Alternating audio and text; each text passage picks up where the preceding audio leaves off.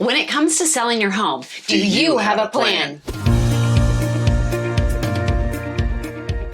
Hi, my name's Sterling. And my name is Jess. We're both real estate brokers with Sterling Team at Berkshire Hathaway Home Services. So you decided to sell your home, right? Well, this is all about the planning process because today's video is part 2 in our 5-part series titled The Home Selling Process. This is all geared towards you as a seller getting the best results in the most effective way possible. So how do you do that? You want to begin with the end in mind. Recently, we had some clients reach out to us and they were considering moving counties. So moving from King County 30 miles away to Snohomish County in order to save approximately $3,000 on their property taxes per year. They were on a fixed income and this sounded like a great idea to them. Once we discussed and sat down and looked at all the different things that go into making that move, they ended up deciding that it wasn't going to be the right fit. Why? Well, because of the costs involved in selling, the cost involved in buying a new place, and they realized that a lot of what they do is actually very close to where they live right now, where they work, all their friends, all of these other factors went in to helping them make that decision that it actually was not in their best interest to make that move. Jess is so right in knowing why you're going to move. So now that you know you are going to make that move, you also want to know where you are going to end up. We have had sellers in the past think that once they sell, they can buy and it's going to work itself out. This is 2022. The inventory is super low. The market is extremely competitive. So you can sell successfully, but you don't want to have seller's remorse and be homeless or stressed out because you can't find the next home in time. Exactly. So make sure that the why is a strong, compelling reason. You do know why you're selling and also where you are going to end up once this sale does go through. So in our last video, we discussed the importance of hiring a real estate professional to help you in the sale of your home.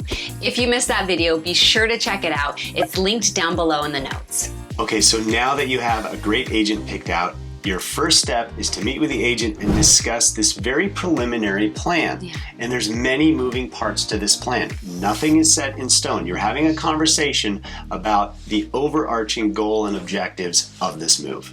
So the price is going to be one of the most important factors to talk with your agent about and get a good idea, high and low range of what you could get on the sale of your home. You'll also want to talk with them what that net is going to look like because it's going to be very different than the actual sales price. That can be everything from what the commissions are to also the tax implications when you do sell, capital gains and whatnot. Another important category to address with your agent in this early planning process is what improvements or upgrades you might do before going on the market.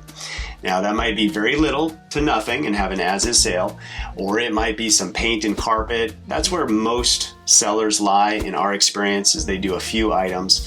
Or you could be in that third category and do an extensive remodel. But this is important to plan out and talk about with your agent.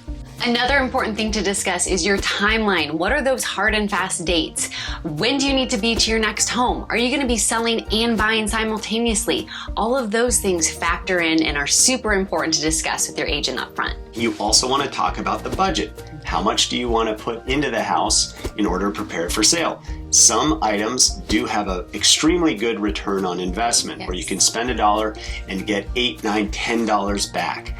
Other items, you're going to overspend and it's a waste of time, energy, and money. Another thing to discuss is the details of your home actually being listed on the market. Are you going to be living in the home? Is it going to be vacant? Do you have pets that are in the house? Do agents need to make appointments to show their clients? All of those things are very important to discuss up front. After you have met with your agent and created a preliminary plan that you can work from, you will then want to create a timeline. So this is important so you and your agent can both have a copy and a calendar of events for all these different moving pieces. That's right. You and your agent will be partnered from the moment that you sign that contract, and having this calendar of events will help them keep you on track throughout the whole process. Next, you will want to take that calendar and make sure that all the resources and any service providers are going to be contacted early on in the process. Again, We're in 2022, and that means that supply chain and inventory shortages are creating a big mess.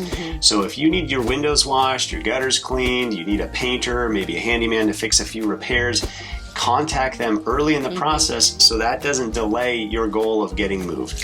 And that brings up a good point. Also have a backup plan B in mind in terms of your timeline. Don't cut things too tight. Make sure that you allow some wiggle room. Right. Often we do see that these service providers need to reschedule. They get backed up.